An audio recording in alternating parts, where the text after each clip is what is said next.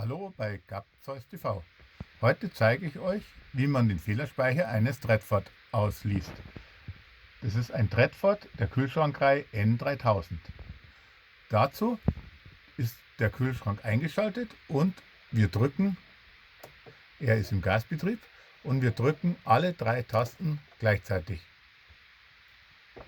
Man erkennt alles auf grün, kein Fehler vorhanden. Um zurückzukommen, drücken wir einfach wieder die Menütaste.